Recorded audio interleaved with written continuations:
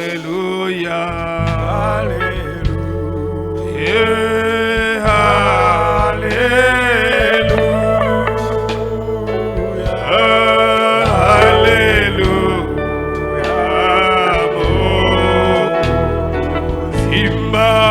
hallelujah,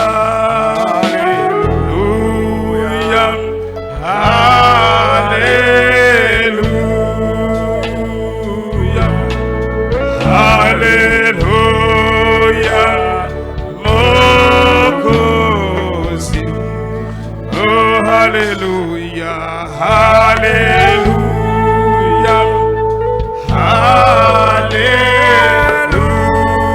hallelujah, hallelujah, Mokozi, imba, hallelujah, hallelujah,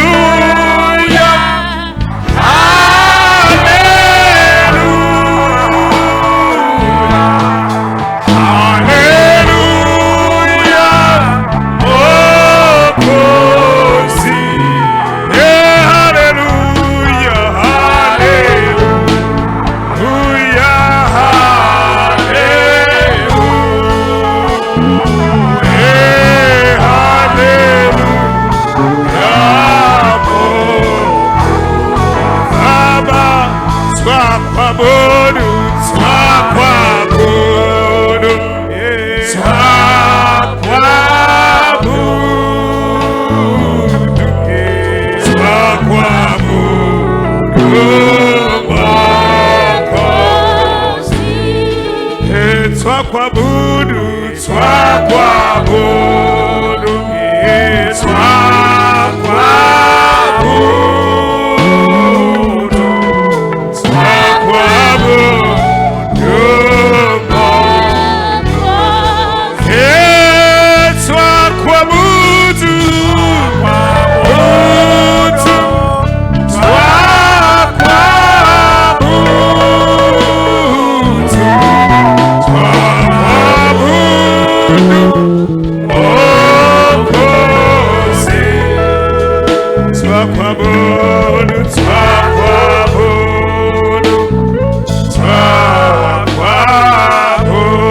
twakwabudu, twakwabudu,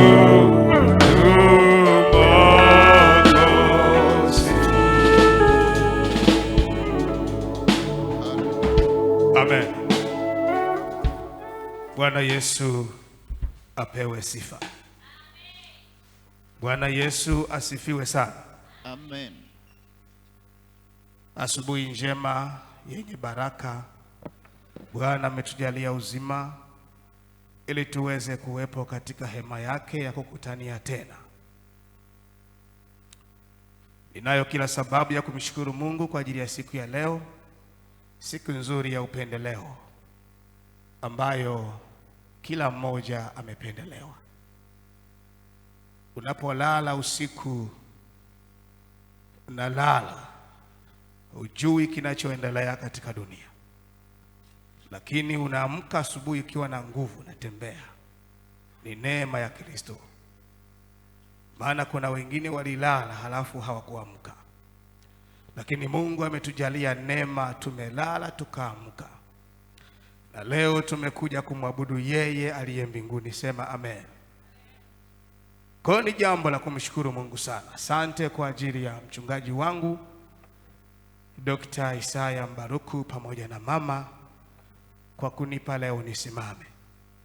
Mahali hapa ni mahali ambapo Mungu amemweka mchungaji ili aweze kutumika kutuhudumia sisi. Kwa inapotokea umepewa kuhubiri ni neema, lakini pia si jambo rahisi sana kama vile unavyoweza kufikiri. Ni jambo gumu ambalo linampa mhubiri wakati mgumu. Bwana Yesu asifiwe sana. Umpa mhubiri wakati mgumu ambao wanasimama wanajua. Victor, ongeza kidogo, naona sauti yangu haiko vizuri sana. Leo ninao ujumbe unaosema usijilipize kisasi, acha Mungu akutetee. Bwana Yesu apewe sifa. Usijilipize kisasi, Acha Mungu wa mbinguni akutetee. Acha Mungu wa mbinguni akutetee. Usijilipize kisasi. Tunaposema ya kwamba usijilipize kisasi, liko jambo lilotendewa baya. Yuko mtu alifanya jambo baya kwa ajili ya maisha yako. Yuko mtu alitenda jambo baya yamkini kwa ajili ya familia yako, au kwa ajili ya wazazi wako, au kwa ajili ya watoto wako, au kwa ajili ya ndugu wengine ambao ni familia yako. Kuna jambo lilitokea sio zuri, likabaki kwenye moyo wako, natembea nalo miaka ya kutosha. Unakwenda kwenye shughuli zako huko nyumbani, lakini liko ndani ya moyo. Unakwenda katika kutafutaji wa maisha, lakini lile jambo liko ndani ya moyo, unatembea nalo. Na isitoshe, aliyefanya jambo baya yuko, unamuona kwa macho. Yawezekana aliloga watoto wako, yawezekana alifanya kitu kibaya, aliua mume wako, yawezekana alikutenda hiana, yawezekana kuna watu wengine watoto wao walibakwa, na aliyembaka mwanao yupo, unamuona. Moyo wako unauma, mzigo umeubeba ndani ya moyo.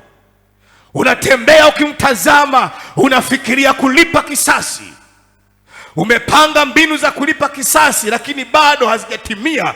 Lakini lile kusudi la kulipa kisasi bado liko ndani ya moyo wako. Unakusudia kwamba iko siku moja, kwa kitendo nilichotendewa, kwa kitendo alichofanyiwa mwanangu, kwa kitendo alichofanyiwa mume wangu, iko siku nitalipa kisasi. Mtu anatembea liko moyoni, iko siku nitalipa kisasi. Wengine ni watumishi wa umma. Alipopewa ajira kwenye serikali, ameingia kwenye ofisi, akapewa kita kalia, akaanza kufanya kazi. Yuko mtu aliyesimama akafanya hiana, akafukuzwa kazi, yuko ndani ya moyo. Unatembea naye na makusudi siku moja ulipe kisasi. Acha kulipa kisasi. Nasema asubuhi ya leo usilipe kisasi. Acha Mungu wetu tunayemwabudu aliye mbinguni asimame, yeye akutetee. Usijitetee mwenyewe, acha kutetee yeye tunayemwabudu. Hachelei wala hawahi. Miaka kama 30 iliyopita huko nyuma, mzee wangu mimi aliyenizaa, mchungaji, wakati huo kabla hajamjua Kristo, kaenda huko, wamekunywa pombe, wamelewa, wakapigana na ndugu mmoja. Walipokuwa wamepigana miaka 30 iliyopita, bado vijana si wadogo, wamepigana huko, yule mzee akaenda kumshtaki baba. Alipoenda kumshtaki baba, na kipindi hicho yeye mzee huyo alienda kumshtaki baba, alimpata mfadhili aliyekuwa na fedha. Sisi masikini hatuna kitu.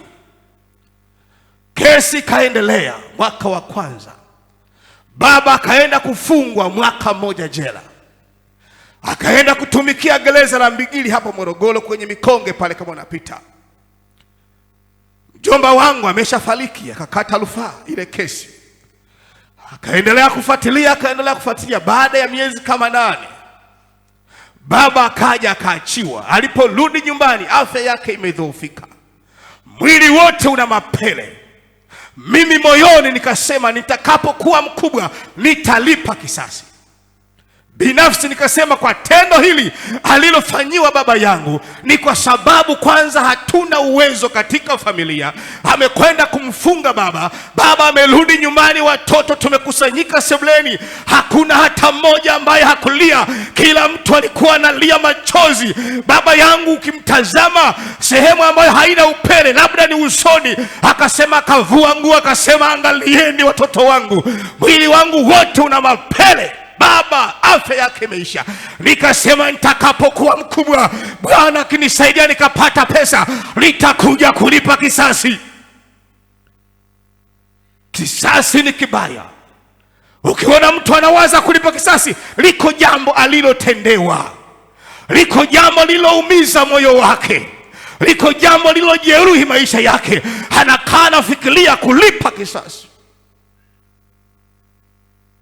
Lakini kabla hatujafikia huko, baba yangu akaja akampata Kristo. Alipompata Kristo akaingia kwenye huduma, ni mchungaji. Na mimi pia nikaja nikampata Kristo. Kile kisasi kikawa hakipo. Yesu akatuokoa.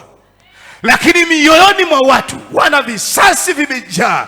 Mioyoni mwa watu wana majonzi na machungu. Watu wanatembea wana mizigo kwa mambo mabaya waliofanyiwa na wanadamu. Wengine ni watumishi wa umma, wako kwenye serikali. Wengine walivamiwa wakapigwa, wengine walivamiwa wakateswa, na waliowatesa wanawajua. Wanapotembea wakipita, anajua kwamba ni yule ndio aliyenifanyia jambo hili. Yuko ndani ya moyo, anatembea naye, anakusudia siku moja alipe kisasi. Mchana wa leo, mtumishi wa Bwana, na wewe unayenisikiliza, nasema usilipe kisasi. Acha Mungu wa mbinguni yeye asimame akutetee.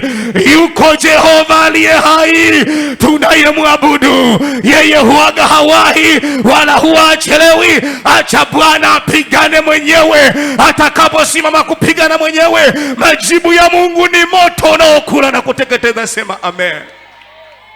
Majibu ya Mungu ni moto unaokula na kuteketeza.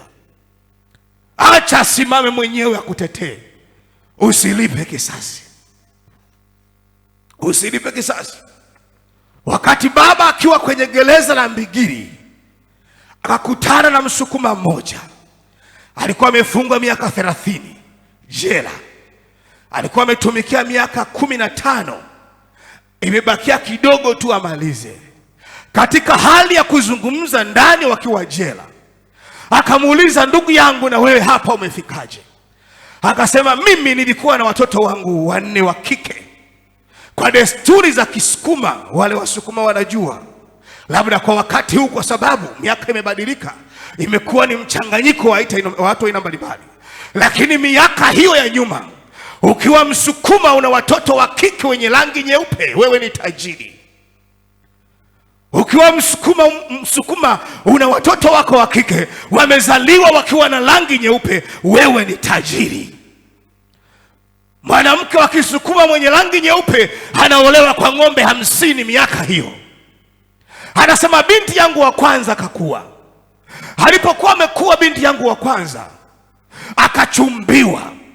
Wakati amechumbiwa binti yangu wa kwanza, wakaleta ng'ombe 50 zikaja nyumbani. Yule mzee anamhadithia baba, wakati zimekuja zile ng'ombe 50, tukaanza maandalizi ya sherehe.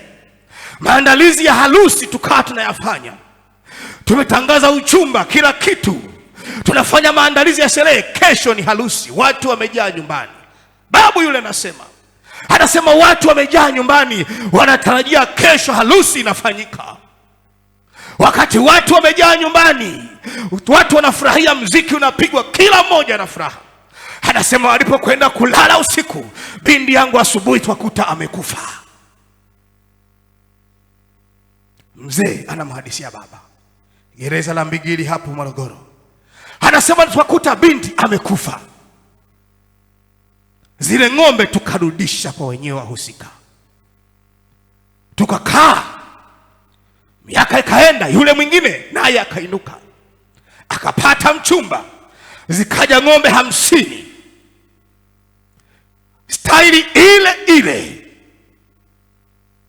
Wapo kwenye maandalizi ya sherehe, kila kitu kipo. Baba pressure imempanda, anasema lisije likatokea tukio kama lile. Kesho harusi, wanakwenda wakuta binti amekufa na yeye. Ng'ombe zikarudi. Ni story, sio story, ni kitu ambacho wanahadisiana wakiwa gerezani. Amemuuliza, umefikaje hapa mwenzangu? Anasema yule Msukuma alikuwa anaitwa Maganga.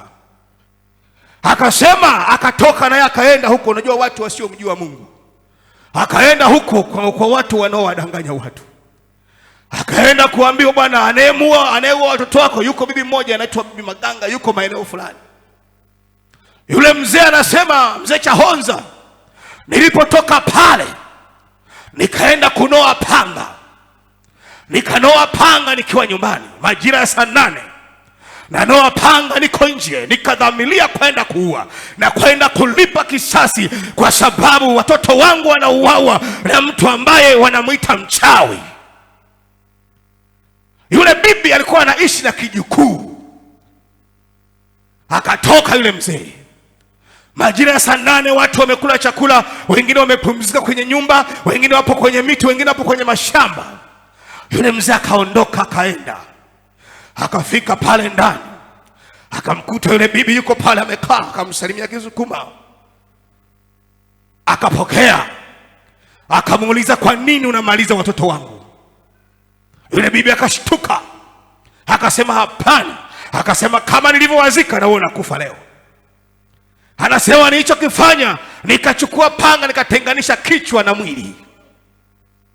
Kisasi. Nimesema mtumishi wa Mungu usilipe kisasi. Acha kulipa kisasi. Acha kulipa kisasi. Wewe umekombolewa kwa damu ya Yesu. Damu ya Yesu Kristo aliye hai, iliyomwagika pale msalabani, imetutenga na uovu, imetutenga na mabaya, imetutenga na uharibifu. Tunapokaa wakati mwingine yako mambo tuliyotendewa mabaya, ukiyafikiria katika mawazo unaweza kuchukua hatua ya kufanya mazingira magumu. Lakini nataka nikwambie mtumishi wa Mungu, acha Mungu aliye hai asimame mwenyewe akutetee. Acha kujitetea mwenyewe. Acha asimame mwenyewe aliye mbinguni akutetee. Atakutetea. Kisasi chake atalipa mwenyewe. Wewe usilipe kisasi. Mwachie Mungu aliye mbinguni alipe kisasi mwenyewe. Sema amen. Anasema baada ya kuwa nimekata shingo, nikachukua panga langu kwenye kanga ya yule mama, nikafuta, nikaweka kwenye kiuno, nikatoka. Anasema sikujua ndani kwamba kuna kajukuu kameniona. Kale kajukuu na kalichosababisha mpaka mimi nikaanza kufungwa miaka 30 jela. Maana kilipiga kelele, watu wakajaa nyumbani. Wakauliza nini kimetokea, kakahadisia. Wakaenda wakamkamata yule mzee, wakampeleka jela. Akaenda akafungwa. Wamekutana hapo kwenye gereza la Mbigiri. Nataka nikwambie mpendwa, kisasi ni juu ya Mungu aliye hai. Acha kulipa kisasi. Acha kumbeba mtu ndani ya moyo. Usitembee naye. Ukitembea naye utachukua hatua ya kulipa kisasi. Wewe ni mtu wa Mungu uliyekombolewa kwa damu ya Yesu. Wewe ni mtu wa thamani. Wewe ni mtu ambaye si mtu kama watu wengine. Na hata wewe ambaye hujamjua Kristo, hata kama kuna mtu alikufanyia mabaya, acha kumlipa mabaya. Mwachie Mungu aliye hai asimame mwenyewe akutetee na kupigania. Kuna wakati atakuja kukupigania tu, liko jibu litakuja. Acha kuweka kisilani ndani ya moyo kwa sababu ya jambo lililotendewa na mtu. Hebu tusome maandiko haya. Nisome kitabu kile cha Kumbukumbu la Torati 32 39 41. Halafu mwingine naomba anifungulie kitabu cha Zaburi. Zaburi ya 94 1 2b. Soma Kumbukumbu la Torati 32 39 41. Naam. Biblia inasema fahamu sasa ya kuwa mimi ndiye, mimi ndiye, wala hapana Mungu mwingine ila mimi, naua mimi na huisha mimi, nimejeruhi tena nitaponya, wala hapana awezaye kuokoka katika mkono wangu. Ni Mungu anazungumza na Musa. Maana nainua mkono wangu mbinguni na kusema kama mimi Mungu ninavyoishi milele, nikiunoa upanga wangu wa umeme, mkono wangu ukishika hukumu, nitawatoza kisasi adui zangu, nitawalipa wanaonichukia. Anasema lakini ufahamu mimi ndimi Mungu. Anasema lakini ufahamu mimi ndimi Mungu. Kanisa la Kambi wa Ibrania, Mungu anasema lakini ufahamu yeye ndiye Mungu aliye hai. Anasema ya kwamba mimi ndimi nayeweza kuwatweza watu, mimi ndimi nayeweza kuwalipa watu katika mazingira. Ninapoinua mkono wangu ukiwa umeshika upanga wangu kama moto, ninapopeleka hakuna hata mmoja atakayeokoka. Anasema mimi ndimi Mungu. Ufahamu hilo, anajitambulisha kwako, lakini ufahamu mimi ndimi Mungu, Mungu wa mbinguni. Anasema nitakapowalipiza kisasi adui zako. Kumbe maadui wapo. Sema amen. Kumbe maadui wapo. Kama Mungu amenena ya kwamba atakapolipiza kisasi maadui zetu, kumbe wapo. Richard, maadui kumbe wapo. Usifikiria kwamba maadui hawapo, wapo. Hivyo ulivyo. Wako watu wengine hawapendi kukuona ulivyo hivyo. Wapo. Akikuona anatamani akutafune. Akikuona anatamani akuue. Anaposikia unapita kwenye changamoto, unapita kwenye maisha magumu, unapita kwenye tabu, hiyo ndiyo furaha yake. Anatamani aone ya kwamba umepotea katika dunia. Na wakati mwingine wanatengeneza hata hila ya kufanya ukose hata kazi. Utakapojua, mwache Mungu akupiganie. Kama ana uwezo wa kupigana na Mungu, acha apigane na Mungu. Wewe cha kufanya, mwambie Mungu, wewe ndiye ambaye unaweza kunipigania na kunitetea. Mimi siwezi. Tuone kama anaweza kushindana na Mungu aliye hai. Tunamwamini Mungu wetu aliye mbinguni. Hajawahi kushindwa na jambo lolote lile.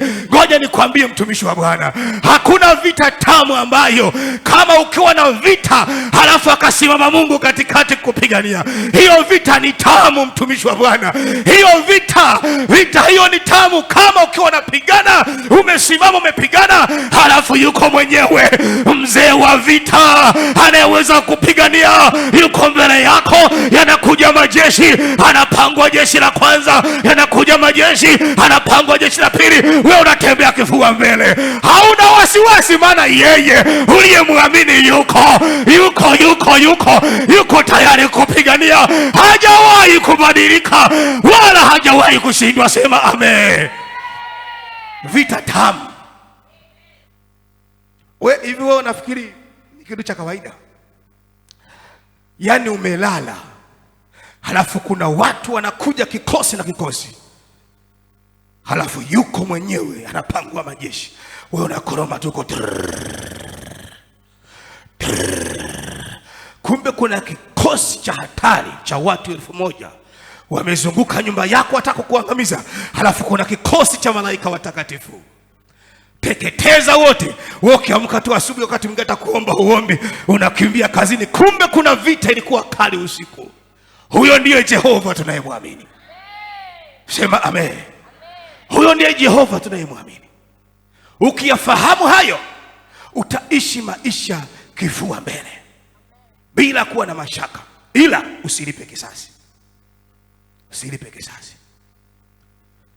Pale jirani kwetu, pale nyumbani pale, kuna binti mmoja mitaa pale kwetu, miaka kama 4-5 iliyopita, alibakwa na wabakaji wapo. Baba kajua mwanae amebakwa. Halafu alivyojua mwanae amebakwa, yule baba hana uwezo. Waliombaka ni watoto wa matajiri. Hebu niambie uchungu huo ulioko ndani. Niambie uchungu huo ulioko ndani. Yule baba na yule mama, uchungu alionao ndani. Anatamani siku moja amkamate yule mtu, hata amkate shingo. Anatamani hata siku moja amkate shingo. Uchungu uko ndani. Tukio baya, amekuharibia mtoto wako. Tukio sio nzuri, atafanya nini? Akaja siku moja pale nyumbani, ananieleza huko analia, wako na mke wake. Nikasema sikiliza mtumishi, haina haja ya kulia. Nenda kampime mtoto, kama hajapata magonjwa ya maambukizi, mwachie Mungu aliye mbinguni, atakutetea. Na kama kuna magonjwa ameyapata, basi atibiwe, mwachie Mungu aliye mbinguni. Kilichotokea, Hebu sema kilichotokea.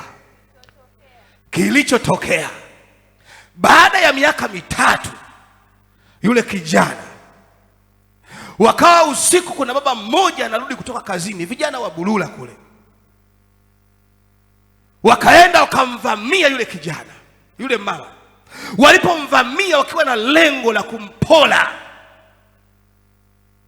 yule mama akaita mwizi, mwizi, mwizi. Watu wakatokea, jeshi kubwa, pigwa, wakabeba, peleka hospitalini, akaondoka na yeye. Mungu ndivyo anavyolipa.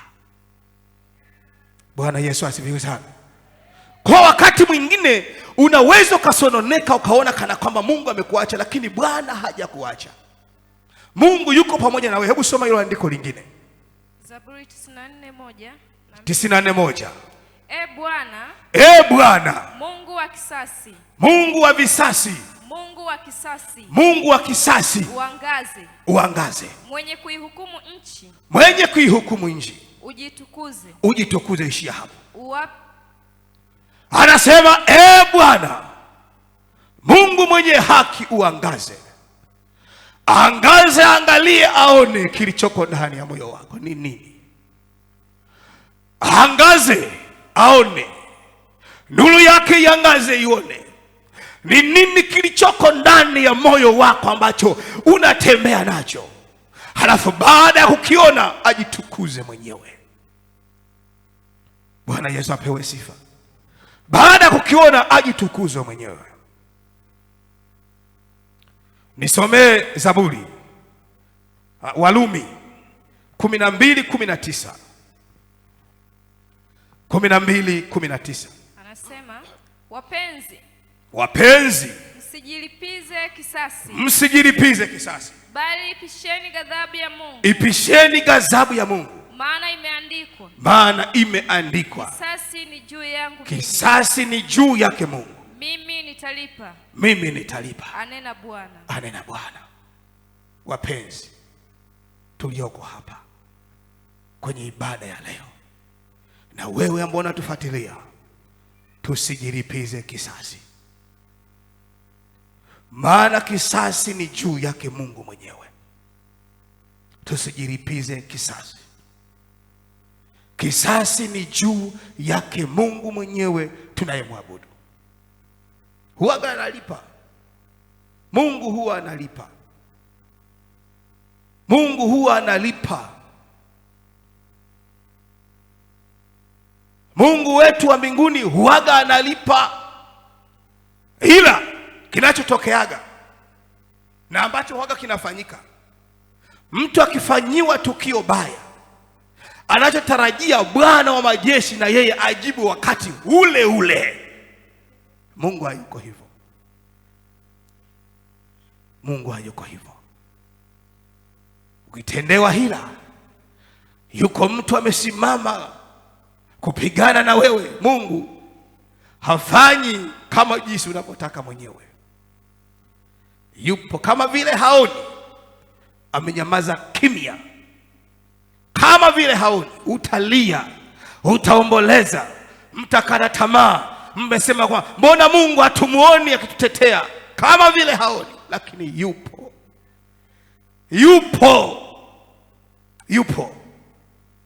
Utasema hivi, kweli Mungu yupo? Ni mimi kabisa ambaye namtumikia kweli mimi hapa mimi? Mbona kaniacha? Hapana, hajakuacha. Yaweze ikapita miaka hata 10. Hata 10 miaka ikapita. Bwana akija kufanya, akija kujibu, ni hatari. Ni hatari. Mungu yupo.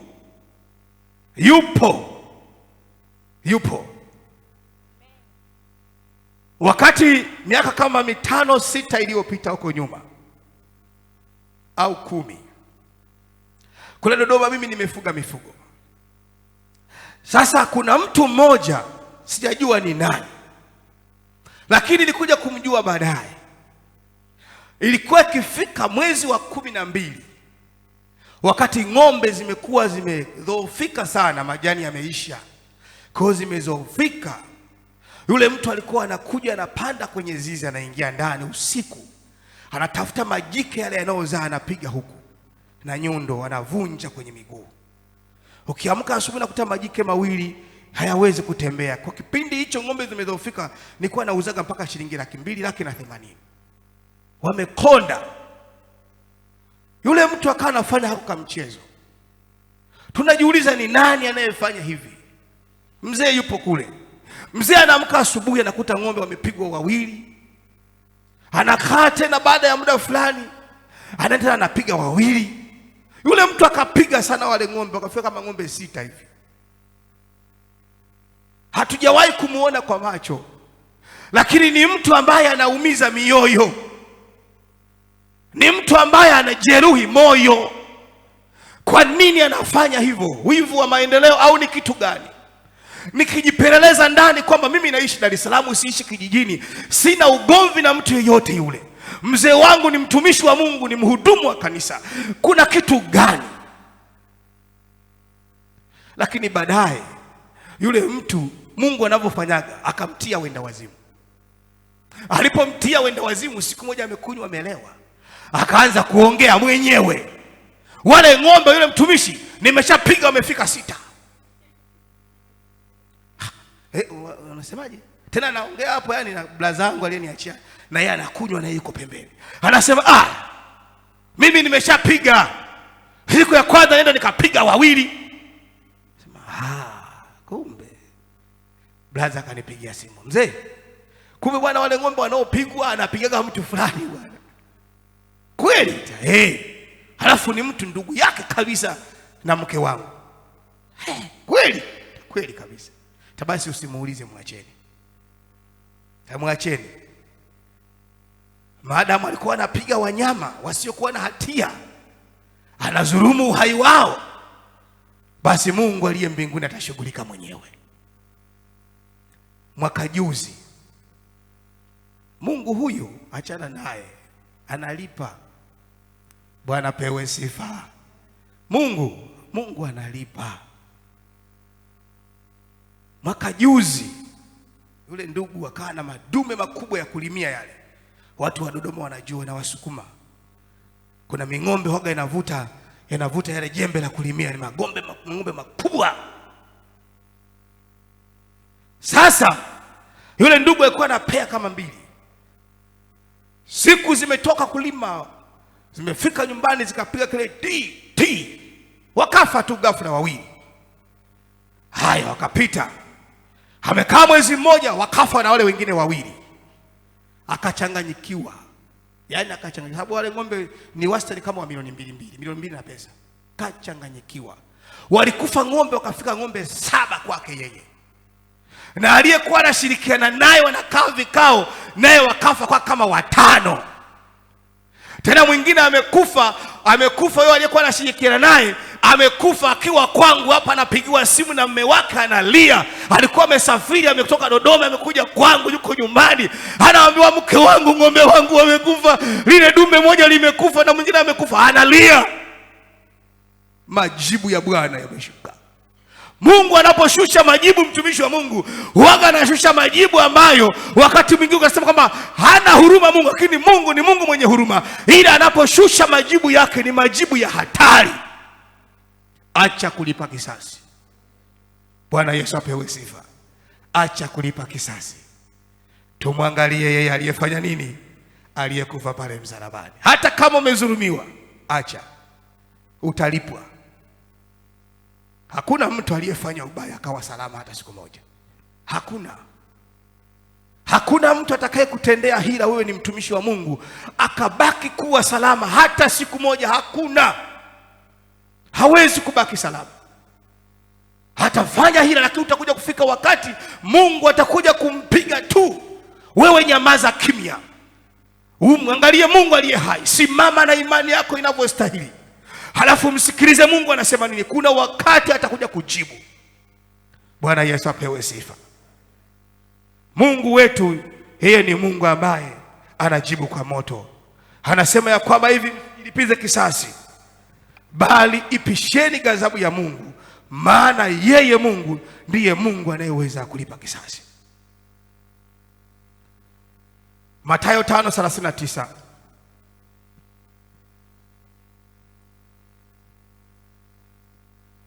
Mathayo 5:39. Halafu naomba mtu mmoja anifungulia kitabu cha Wathesalonike wa kwanza 1:6-8.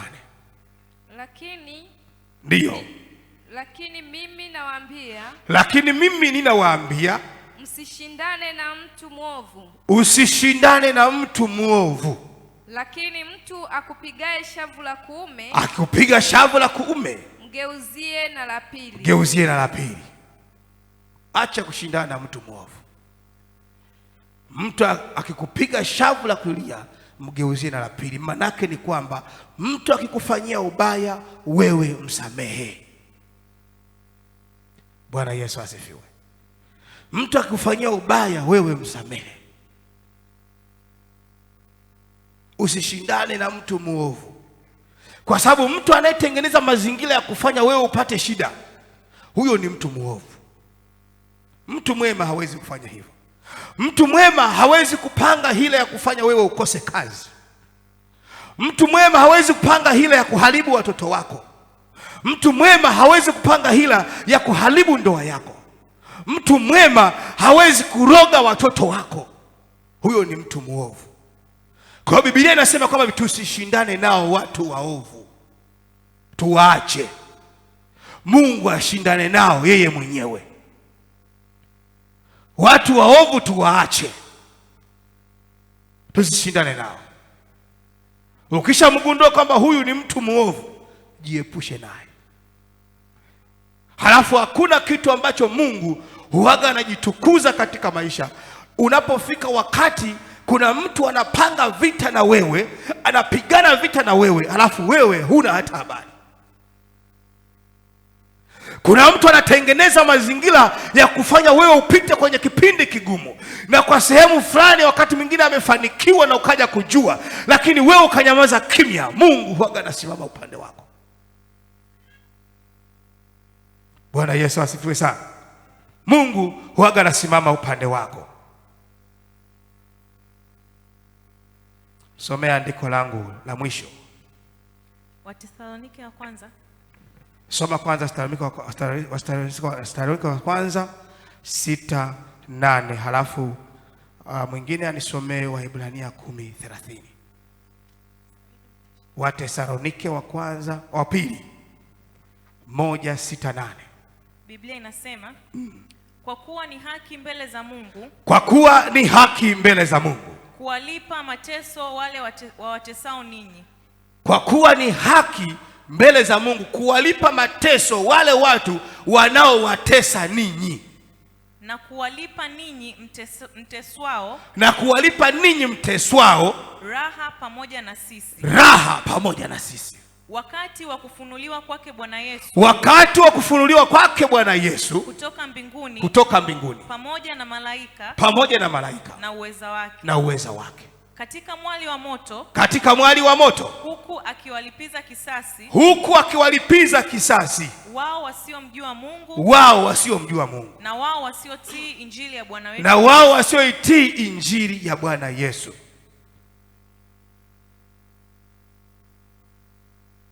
Soma katika mstari kajuu.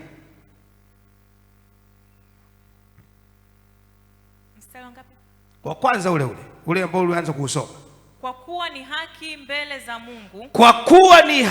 mbele za Mungu, kuwalipa mateso wale wawatesao ninyi.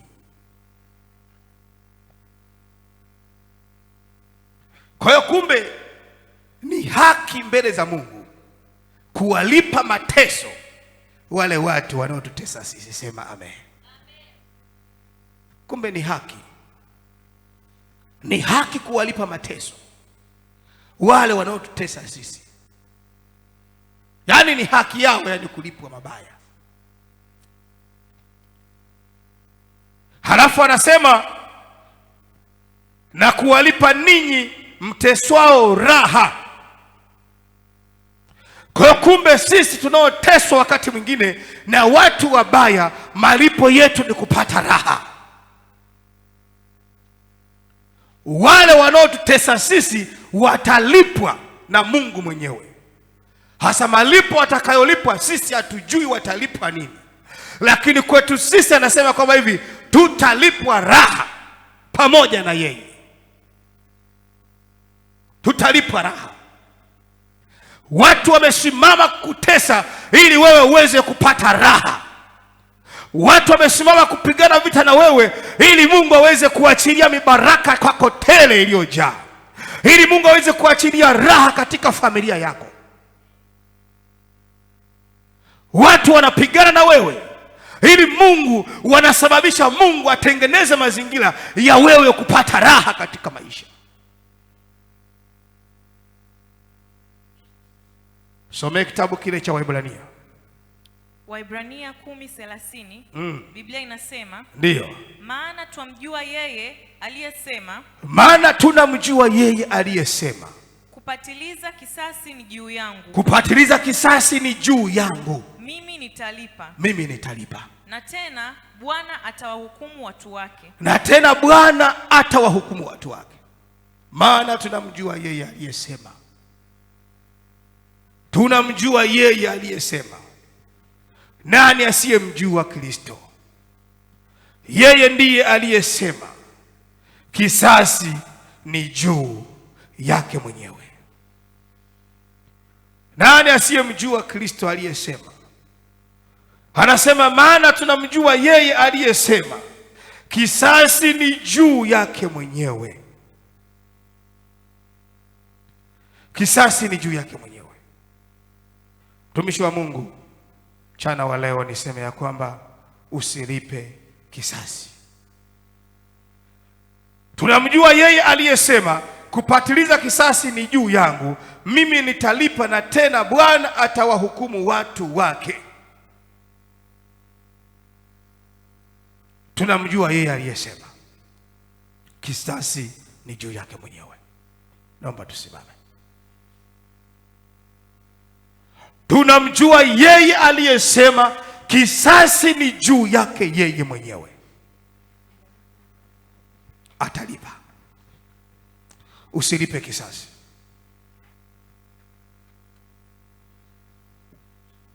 Usilipe kisasi, mtumishi wa Bwana.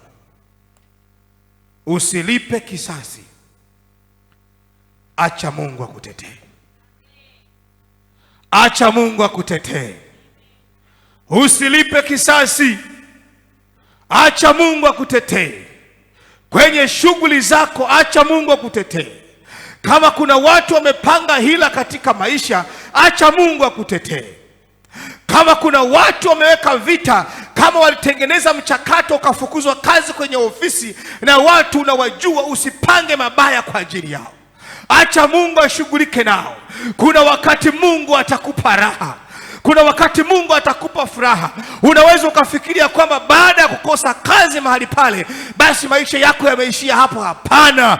Umekosa kazi kwenye hiyo ofisi, lakini Mungu anaandaa mpango mwingine mzuri kuliko hata ofisi uliyokuwepo mara ya kwanza. Wala haina haja ya kuwabeba ndani ya moyo, wala haina haja ya kulipa kisasi, wala haina haja ya kugombana nao. Wewe simama na Mungu wako aliye hai. Simama naye Mungu wako aliye hai. Mwachie Bwana mwenyewe asimame akutetee. Kuna wakati raha inakuja kwako. Kuna wakati raha inakuja kwako. Muda mfupi raha inakuja kwako. Acha kuvunjika moyo. Acha kukata tamaa. Usiwabebe wala usilipe kisasi kwa ajili yao. Wache Bwana ajitukuze mwenyewe. Yupo kwa ajili yako. Yupo kwa ajili ya watoto wako. Yupo kwa ajili ya mume wako. Yupo kwa ajili ya kazi zako. Yupo kwa ajili ya familia yako. Haja kuacha hata kidogo. Amesimama na wewe, na wewe simama na yeye. Usimwache katika jina la Yesu Kristo aliye hai. Usimwache yeye. Yupo kwa ajili yako, nasema. Yupo kwa ajili yako. Acha kuvunjika moyo. Yupo. Unaweza kusema kwamba sasa mambo yameisha, lakini hayajaisha. Hayajaisha. mambo hayajaisha. Unaweza ukasema kwamba sasa nimefika mwisho, nimefukuzwa kazi, nimekosa biashara, sasa nitafanya nini? Bado Mungu yupo, anaandaa mpango mzuri, anaandaa maeneo mazuri ya kufanyia biashara. Usifikiri biashara iko Suka tu au ipo Kinondoni. Unaweza ukavunjwa Suka ukapata Masaki, unaweza ukavunjwa Masaki ukapata Kinondoni. Yuko yeye ambaye yuko tayari kukusaidia. Hawezi kukuacha, hawezi kukuacha, hawezi kukuacha. Mzee mmoja rafiki yangu alikuwa na duka la nyama pale Sinza Afrika sana, miaka ya nyuma. Alikuwa anapeleka ng'ombe wawili wanaisha kila siku. Ikapita barabara wakavunja lile eneo lote. Nikamkuta analia, anasema, mtumishi wa Mungu, ofisi yangu imevunjwa, sielewi ni duka nalolitegemea, biashara ya nyama sijui nitafanyaje, maduka yaliyobaki yanakula uzito mdogo, nilikuwa nalitegemea limevunjwa. Analia mzee wa watu, mzee Shuma. Nikasema, hapana mzee, kazi haijaishia Sinza Afrika sana, Dar es Salaam ni kubwa. Umevunjiwa Sinza, utapata mahali pengine. Mungu yupo, hawezi kukuacha. Akatoka pale akaja kupata duka maeneo panaitwa Jogoo. Alikuwa anauza ng'ombe wawili, akanapeleka ng'ombe 4. Huyo ndiye Mungu ambaye tunamnena hata leo. Anakutoa upande wa kushoto, anakusogeza upande wa kulia, anakutoa upande wa kusini, anakupeleka upande wa kaskazini. Huyo ndiyo Jehova Shama, anayeweza kusimama kutusaidia. Sema amen. Sema amen, sema amen. Mungu wetu ndiye Mungu tunayeweza kufanya. Tunamtegemea. Acha kulipa kisasi. Msamehe aliyekufanyia mabaya, msamehe, mtoe moyoni. Anza upya, anza upya, anza upya. Toe moyoni, toe moyoni, mtoe moyoni. Mwachilie, mwachilie, mwachilie. Halafu mwangalie Mungu wetu ni tajiri. Utajiri wa Mungu haufananishi na utajiri wa wanadamu. Utajiri wa Mungu, Mungu anazo kazi za aina nyingi, zimejaa. Yaani Mungu kwake hajawahi kuishiwa. Pesa zipo za kutosha, magari yapo ya kutosha, miradi ipo ya kutosha, biashara zipo za kutosha, kila kitu kimejaa. Huduma zipo za kutosha. Unaweza ukaacha kazi, ukafukuzwa kazi, Bwana akawekeza huduma ya uimbaji ndani yako, ukatunga nyimbo nzuri, ikitoka tu Tanzania nzima, hata bara la Afrika lote, unakuja kutoka kwa wimbo mmoja tu. Mungu huyo ndiye Mungu, huyo ndiye Mungu aliye hai. Unaweza kusema kama sasa nitakimbilia wapi? Nitakimbilia wapi?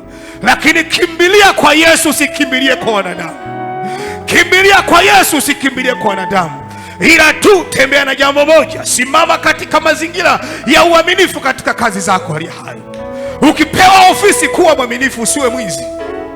Kuwa mwaminifu. Kama utapewa ofisi ukawa msimamizi wa watu, watendee watu mema, watendee watu mema, ili Mungu anaposimama, unapomwambia Mungu, angalia, uliponipa ofisi hii, nilisimama kuwatendea watu mema. Naomba nikumbuke, hata kukumbuka, kwa sababu wewe umekuwa ni mtumishi wa watu. Umekuwa ni mtumishi wa watu. Umekuwa ni mtumishi wa watu. Umewatendea mema watu. Haukutenda hila, haukuchukua rushwa ya mtu, ulimtendea mtu mema, ulifanya bure, ulitoa sadaka, ulijisakrifai maisha yako kwa ajili ya watu. Watendee watu mema, ili Mungu asimame na wewe katika kazi zako, akutetee. Watakapoinuka wanadamu, Bwana asimame mbele yako, aweke mgongo. Wakitupa mishale, idondoke kwenye mgongo ya Mungu. Wakitupa mishale, wakute kuna ngao ya Kristo. Wakitupa mishale, wakute kuna ukuta wa moto. Wewe ubakie salama na ofisi yako. Wakitupa majini, hayatakupata. Wakitupa majini, hayatakupata. Wakija usiku wakategesha majini kwenye kiti unachokalia, Yesu akienda anayatoa majini, ukikaa unakuwa salama. Huyo ndiye Mungu tunayemwabudu. Wewe ni Mungu wetu, ni Mungu nayeweza. Wewe ni Mungu wetu, Mungu nayeweza. Imba wewe, Baba, Mungu wetu, Mungu unayeweza. Imba wewe, ni Mungu wetu, ni Mungu nayeweza. Imba wewe, Baba, Mungu wetu, Mungu unayeweza. Imba wewe, ni Mungu wetu, ni Mungu unayeweza. Imba wewe, Yamasakantara Baba Saya, Baba yangu, imba unaweza, unaweza, unaweza Baba yangu, Baba yangu, Baba unaweza, unaweza, unaweza,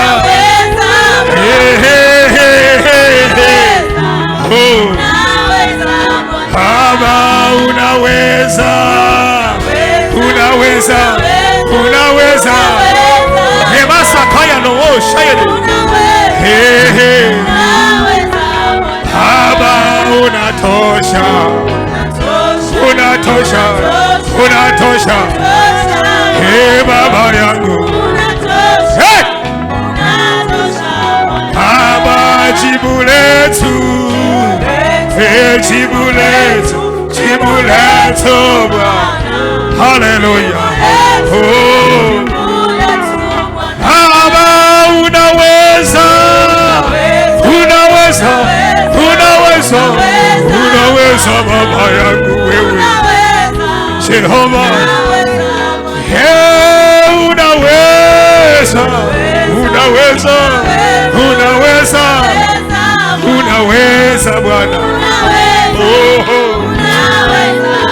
Baba unaponya, unaponya, unaponya, unaponya Bwana, unaponya, unaponya. Baba unaweza, hiyo, hiyo, hiyo, Baba wabariki Baba, unabariki, unabariki. Hayo, hayo, hayo, hayo. Tuko mbele zako.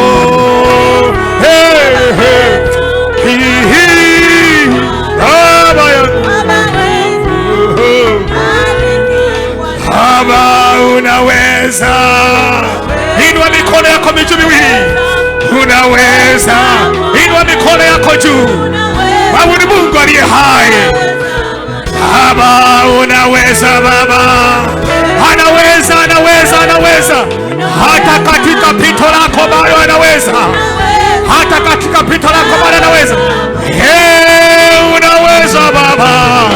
Hebu mwabudu Mungu aliye hai, mwabudu Mungu aliye hai. Acha kumwangalia mtu.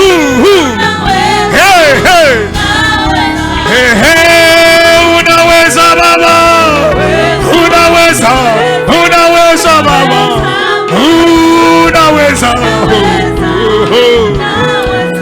Baba yetu unaweza Baba, unaweza, unaweza, unaweza. Yesu unaweza, unaweza.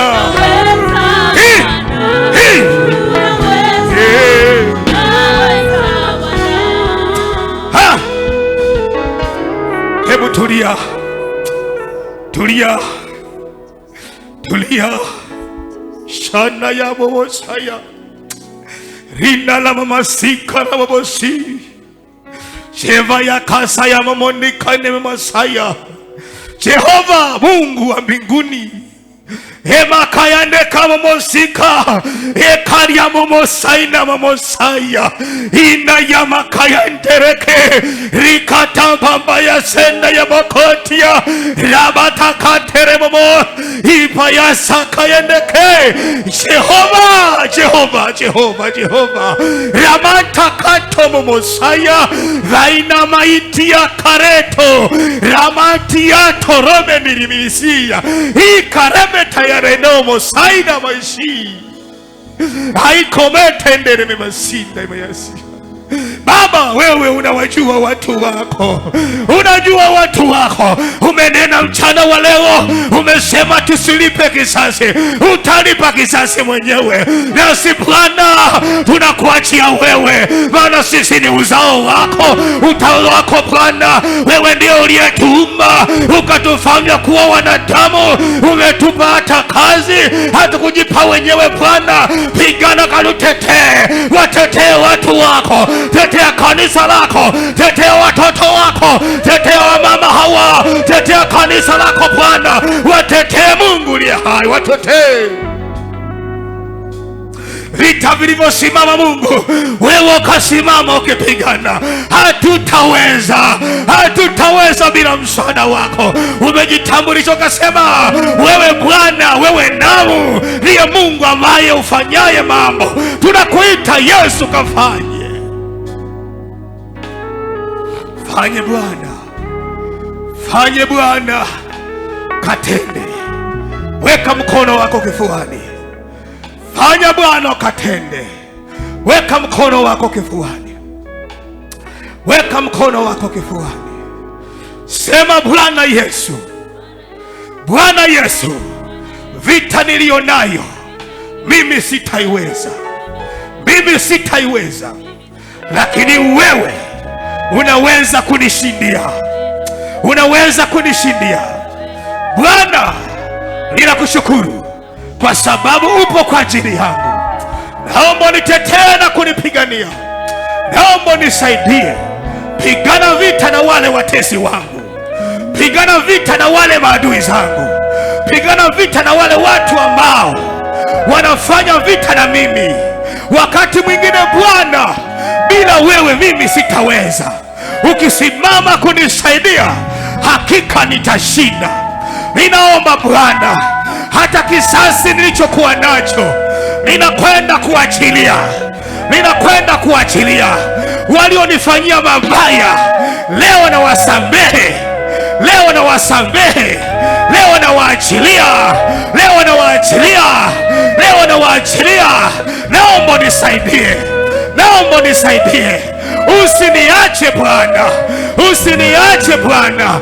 Na wakati mwingine Mungu, kama kuna kikundi cha watu, kikundi cha mapepo wabaya, kikundi cha wachawi, kikundi cha walozi, kikundi cha watu wa kuzimu, kikundi cha mikataba ya shetani, kikundi cha watu ambao Bwana wana michakato mibaya kwa ajili ya maisha yangu, ninaomba Bwana, shughulika nao mwenyewe, pigana nao mwenyewe, nitembee kifua mbele nikiwa salama kwa utukufu wa jina lako takatifu.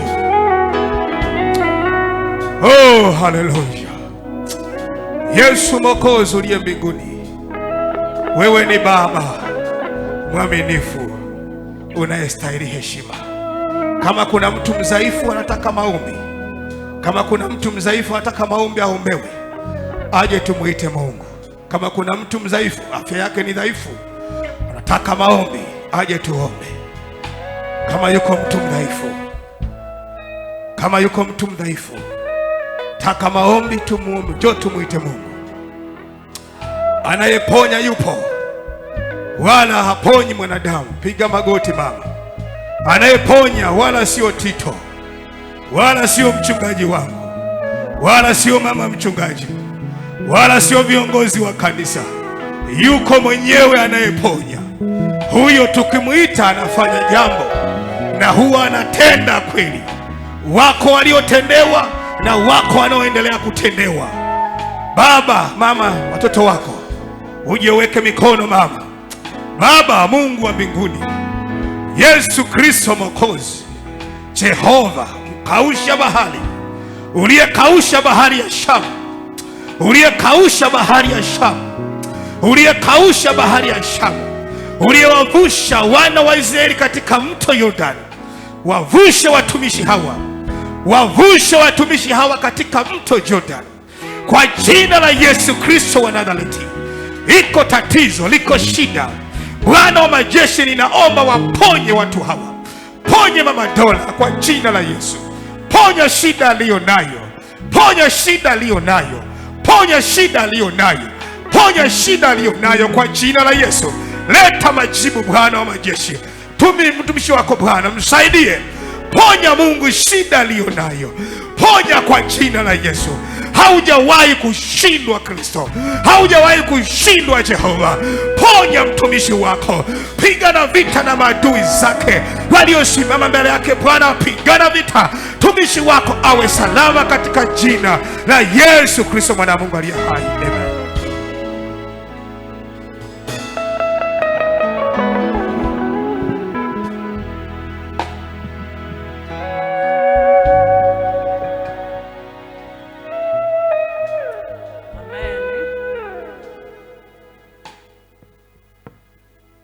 Baba yetu na Mungu wetu, katika jina la Yesu Kristo mwana wa Mungu aliye hai, nasema asante, maana umesema nami, umesema na kila aliyeingia kwenye malango ya nyumba yako, kwa sababu unatujua fika hakuna mwanadamu anayeweza kujificha kwako.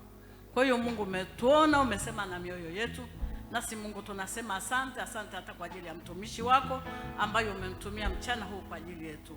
Asante Baba, maana ulisema umpendo mkemea na kumrudi, nami najua unatupenda na kutuazia mema, maana tu watu wako. Asante Mungu wangu kwa mambo yote ambayo yametendeka siku ya leo katika nyumba yako. Na umefika wakati sasa tunaondoka na kwenda majumbani kwetu. Tunahitaji ulinzi wako na uponyaji wako Mungu. Tulinde Baba yetu, tupiganie, tangulia mbele yetu ukitulinda na kutupigania. Asante Mungu mwema, maana utakuwa pamoja nasi, utawalinda watu wako, utawapa amani, utawapa furaha, utawalisha, utawavika, utawanywesha, kama ulivyosema kwamba mkiwa waovu mnajua kutenda leo mema kwa watoto wenu, mimi Mungu ni zaidi kwenu. Asante Mungu kwa ajili ya kanisa lako takatifu, tupe neema hata ya kuonana tena kwa ajili ya upendo wako. Ninasema asante Mungu wangu kwa yote, ni katika jina la Yesu, amina. Mungu awabariki, twende na amani.